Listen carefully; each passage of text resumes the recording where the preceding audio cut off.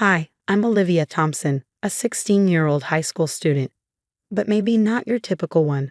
I have a passion for art that burns brighter than the sun. Unfortunately, in my house, it might as well be a flickering candle. I live with my parents, Mark and Linda, and my adopted sister, Emma. She's 14 and the apple of their eye.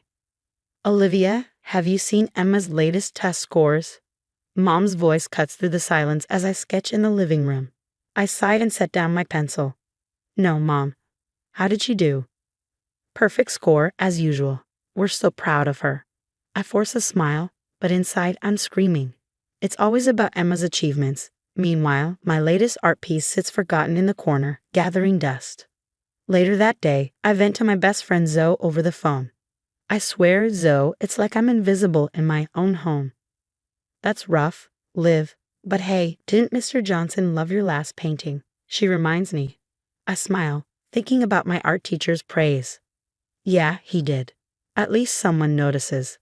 The next day at school, Mr. Johnson pulls me aside after class. Olivia, I've got some exciting news about an upcoming art competition. My heart races with excitement, but then a sharp pain in my stomach makes me wince. Are you okay?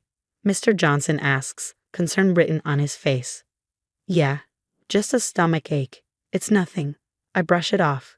The truth is, I've been having these pains for weeks, but I haven't told anyone. My parents are too busy with Emma, and I don't want to be a burden. That evening at dinner, I'm pushing food around my plate, the pain growing worse. I stay quiet. Emma, tell your father about your science project, Mom gushes. Emma launches into a detailed explanation, and I tune out. Suddenly, a sharp pain makes me gasp. Olivia, what's wrong? Dad finally notices. Nothing, I mutter, but cold sweat beads on my forehead. Are you sure? Mom asks, but before I can answer, her attention shifts back to Emma. I excuse myself and head to my room, clutching my stomach. As I lie in bed, I hear my parents talking in the hallway. Should we call Dr. Peterson about Olivia? Dad asks. Oh, I'm sure it's nothing, Mom dismisses. Did you see Emma's project outline? It's brilliant. Tears sting my eyes. Even when I'm in pain, I'm an afterthought. The next day at school, I'm in art class, trying to focus on my canvas. The pain is unbearable, but I grit my teeth. Mr. Johnson is explaining a new technique when suddenly the room starts spinning. Olivia? Mr. Johnson's voice sounds distant, but I can't respond. The last thing I remember is the cold floor rushing up to meet me. When I come to, the world is blurry, slowly coming into focus. I'm in a hospital bed, the antiseptic smell stinging my nose. My stomach feels like it's on fire. Olivia, can you hear me? A doctor I don't recognize is leaning over me. I try to nod, but even that small movement sends waves of pain through my body. I'm Dr. Chen. You're in the hospital. Your appendix ruptured, and we need to operate immediately. Suddenly, my parents burst into the room, looking flustered. Olivia, what happened? Mom asks, but before I can respond, her phone chimes and she glances at it. Dr. Chen turns to them, serious. Mr. and Mrs. Thompson, Olivia's condition is severe. The infection could spread if we don't operate quickly. Dad nods but is busy tapping away on his phone. How long will the surgery take? We have a commitment later. I can't believe what I'm hearing. Dr. Chen looks shocked. Sir, your daughter's life is at risk. This isn't a minor procedure. Just then, Zoe rushes in. Liv, oh my God, are you okay? She grabs my hand, and I feel a lump in my throat. At least someone cares. As they prepare me for surgery, I drift in and out of consciousness, catching pieces of my parents' conversation. Mark, we can't miss Emma's science fair. She's worked so hard, Mom says. I know, Linda. Maybe we can take turns. One of us stay here, the other go to the fair, Dad suggests. I want to scream to tell them. I need them both, but the pain is overwhelming. The next thing I know, I'm being wheeled into the operating room. Dr. Chen looks concerned. Olivia, we're going to do everything we can. The rupture is quite severe, so there might be complications. As the anesthesia begins to take effect, I catch a glimpse of my parents standing by the door. Mom is on the phone. Emma, sweetie, don't worry. We'll be there for your presentation. Your sister's just having a small procedure. Small procedure? Tears slip down my cheeks as the world fades to black. When I wake up, I'm groggy and sore. Zoe is sitting by my bedside, not my parents. Hey, sleepyhead, she says softly. How are you feeling? Like I've been hit by a truck, I croak. Where are my parents? Zoe hesitates. They had to leave. Emma's science fair, remember. I close my eyes, fighting back the tears. Of course. Emma's science fair was more important than my life-threatening surgery. Dr. Chen enters, looking tired but relieved. Olivia, you gave us quite a scare. There were some complications during the surgery due to the severity of the rupture, but we managed to get everything under control. Complications? Zoe asks, squeezing my hand. Dr. Chen nods grimly. The infection had spread more than we initially thought. For a while, we were concerned. He trails off, then forces a smile. But you're a fighter, Olivia. You pulled through. I try to process the weight of his words. I could have died, and my parents aren't even here. When can I go home? I ask, though the word home feels hollow now. We'll need to keep you here for a few days to monitor for any post-operative complications. Dr. Chen explains before leaving. My phone buzzes. It's a text from Mom. Hope you're feeling better, sweetie. Emma won first place. We're taking her out to celebrate. Rest up. We'll visit tomorrow. I hand the phone to Zoe, unable to look at it anymore. She reads the text, her face darkening. Liv, I'm so sorry. This isn't right. I close my eyes, exhaustion and hurt washing over me. It's fine, I lie. I'm used to it. Hours later, I wake to the steady beep of machines. My body feels like it's been run over by a truck. The room is empty, and for a moment, panic sets in. Where is everyone? Time drags on before Zoe finally bursts into the room, her face a mix of relief and anger. Liv, I'm so sorry I couldn't be here earlier. How are you feeling? Like death warmed over, I say weakly. Where are my parents? Zoe's face falls. They're not here yet. Emma's science fair ran late, and they took her out to celebrate her win. I close my eyes, fighting back the tears. Even after major surgery, I'm still an afterthought. Later, Mr. Johnson visits, carrying a familiar portfolio under his arm. Olivia, I brought something to brighten up this dreary room. He pulls out my paintings and pins them to the walls. The burst of color against the sterile white feels like a piece of me in this place. You've got real talent, Olivia. Don't let anyone dim your light, he says warmly. His words bring some comfort, but the absence of my family leaves a cold pit in my stomach. Dr. Chen comes in for a checkup, his brow furrowed. Olivia, how are you feeling? Any pain or discomfort? I shake my head, but he doesn't look convinced. I've been trying to reach your parents to discuss your post-operative care.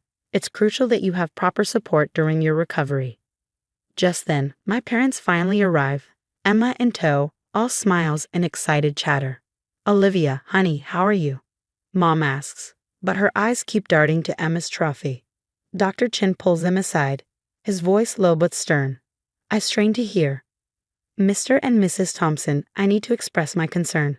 Olivia's surgery was far more critical than you seem to realize. There were moments when we almost lost her. The words hit me like a ton of bricks.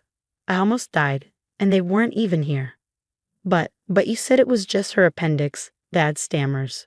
A ruptured appendix is serious, especially when left untreated for so long. Olivia will need extensive care during her recovery. My parents look shocked, but then Emma interrupts. Mom, Dad, can we go show Grandma my trophy now?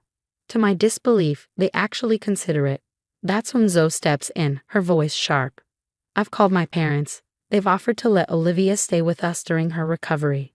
For a moment, I feel relief, then guilt, then anger. Why do I feel guilty? Why do I need my best friend's family to step up when my own parents won't? As my family leaves, promising to visit soon, though I don't believe them, I overhear Dr. Chen talking to a nurse outside. It was touch and go for a while.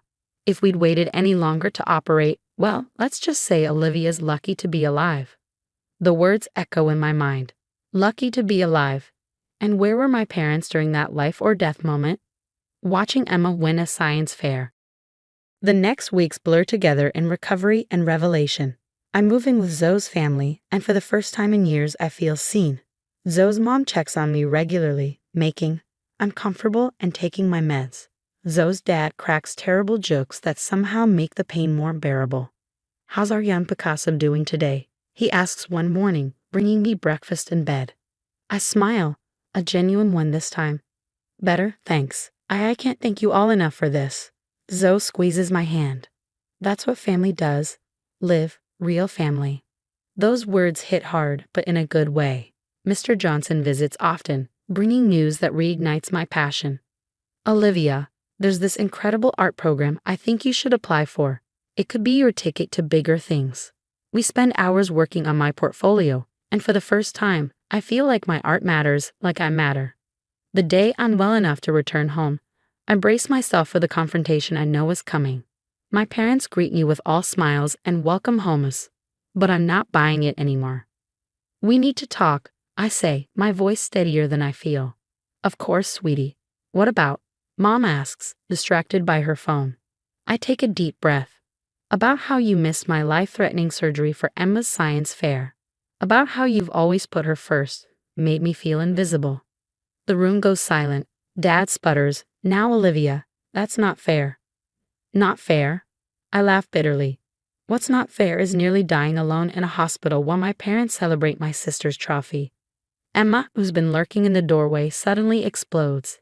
"It's not my fault you're jealous of my success. Maybe if you worked harder." "Emma," Mom gasps, but I see it now, the golden child's true colors. I stand my ground. "I'm done being your afterthought. I'm staying with Zoe's family until I'm 18. Then I'm out of here for good."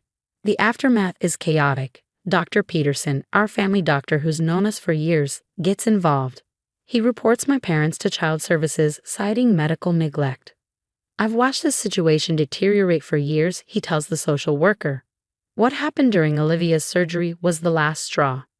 My emancipation case moves forward, supported by testimony from Dr. Chen, Mr. Johnson, and others who've witnessed my parents' neglect. Meanwhile, my art starts gaining attention. A piece I created during recovery, a stark emotional portrayal of isolation in a family, wins a local contest, leading to a scholarship opportunity at a prestigious art school. Mr. Johnson beams with pride when I tell him, "You're going places, Olivia. Your pain has become your power." As news of my parents' neglect spreads, their carefully crafted image crumbles. Dad's law firm puts him on leave pending an investigation, and Mom's social circle, once a source of bragging rights about Emma's achievements, turns its back on her. Emma, unused to not being the center of attention, lashes out, but her outbursts only serve to highlight the dysfunction that's been simmering beneath the surface all along. On my 18th birthday, I stand in front of my new apartment, keys in hand. Zoe, her parents, and Mr. Johnson surround me, ready to help me move in. "You did it, Liv," Zoe says, hugging me tight. "You reclaimed your life." I smile, knowing that the girl in that painting, the one trapped in a family that never saw her, isn't just an image anymore. She's me, and she's finally, truly alive. Olivia's journey raises important questions about family dynamics and self-worth. What would you have done in her situation? Is cutting ties with neglectful family members ever justified, or should blood relations always be given another chance? Share your thoughts in the comments below.